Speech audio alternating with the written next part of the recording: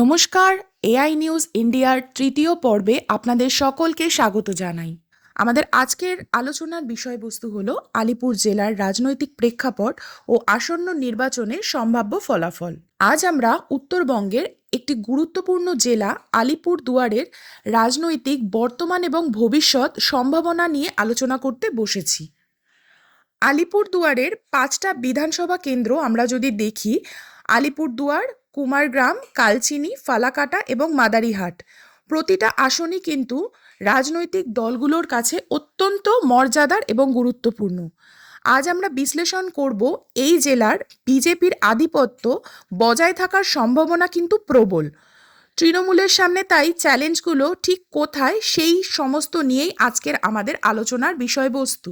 আমরা যদি 2021 আর 2024 এই দুটো সালের প্রেক্ষাপট বিশ্লেষণ করি, আমাদের মনে রাখতে হবে 2021 সালের বিধানসভা নির্বাচনে আলিপুরদুয়ারের 5টা আসনেই কিন্তু বিজেপি ক্লিন সুইপ করেছিল। যদিও পরবর্তী সময় কিছু রাজনৈতিক রদলবদল হয়েছে, কিন্তু 2024-এর লোকসভা নির্বাচনের ফলাফলেও কিন্তু দেখা গেছে যে বিজেপির জনভিত্তি এখানে অত্যন্ত গভীর। 2024-এর নির্বাচনে তৃণমূল লড়াই দিলেও জেলাটি কিন্তু বিজেপির প্রতি তাদের আস্থা সবসময় বজায় রেখেছে। এবার আমরা আলোচনায় আসব ভোটের বিন্যাস ও জাতিগত সমীক্ষা নিয়ে। আলিপুরদুয়ারের রাজনৈতিক মানচিত্র বুঝতে গেলে আমাদের কিন্তু এখানকার জনসংখ্যা বা ডেমোগ্রাফিটা বোঝা খুব জরুরি। কালচিনি, মাদারিহাট, কুমারগ্রাম এই সমস্ত কেন্দ্রগুলোতে চা শ্রমিকদের কিন্তু একটা বড় ভূমিকা রয়েছে।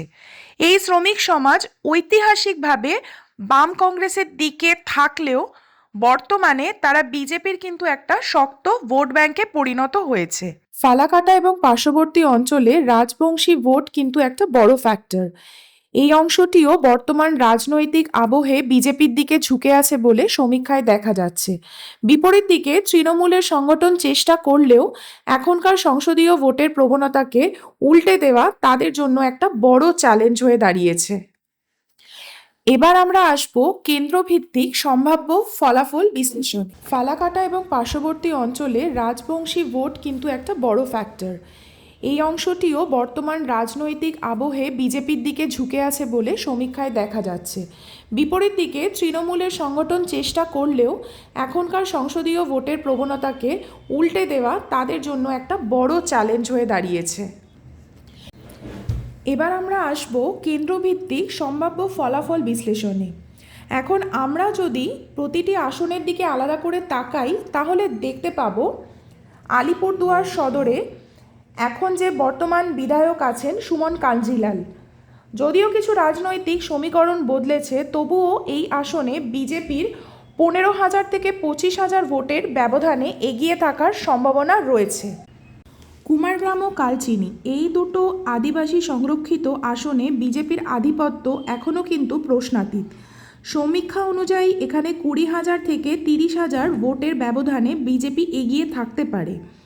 বিশেষ করে চা বাগান এলাকায় তৃণমূলের চ্যালেঞ্জ এখনও সেইভাবে দানা বাঁধতে পারেনি। অন্যদিকে ফালাকাটা এই অঞ্চলটাতে তৃণমূলের সাথে বিজেপির লড়াই কিছুটা হলেও হাড্ডাহাড্ডি হতে পারে, তবে বিজেপির 10,000 থেকে 15,000 ভোটের মার্জিন ধরে রাখার প্রবল সম্ভাবনা। আলিপুরদুয়ার জেলার সবথেকে আলোচিত কেন্দ্র হচ্ছে মাদারিহাট। 2024 সালে উপনির্বাচনে তৃণমূল এখানে কিন্তু জয়ী হয়েছিল, কিন্তু আজকের পরিস্থিতিতে যদি ভোট হয় তবে তৃণমূলের বর্তমান দুর্নীতির অভিযোগ এবং অ্যান্টি ইনকামবেন্সি ফ্যাক্টরের কারণে বিজেপি আবারও 5 থেকে 10,000 ভোটে ঘুরে দাঁড়াতে পারে বলে মনে করা হচ্ছে। এখন যে বিষয়টা নিয়ে আমরা আলোচনা করতে চলেছি সেটা হলো তৃণমূলের চ্যালেঞ্জ এবং বিজেপির শক্তি। রাজ্য জুড়ে চলা বিভিন্ন দুর্নীতির প্রভাব এই আলিপুরদুয়ার জেলার সাধারণ মানুষের মধ্যেও পড়েছে। এই স্পেশাল ইন্টেন্সিভ রিভিশন মানে SIR ভোটার তালিকার স্বচ্ছতা নিয়ে প্রশ্ন রয়েছে। যদি ভোটার তালিকা সঠিকভাবে সংশোধন করা হয় তবে কিন্তু ফলাফল অনেক বদলে যেতে পারে।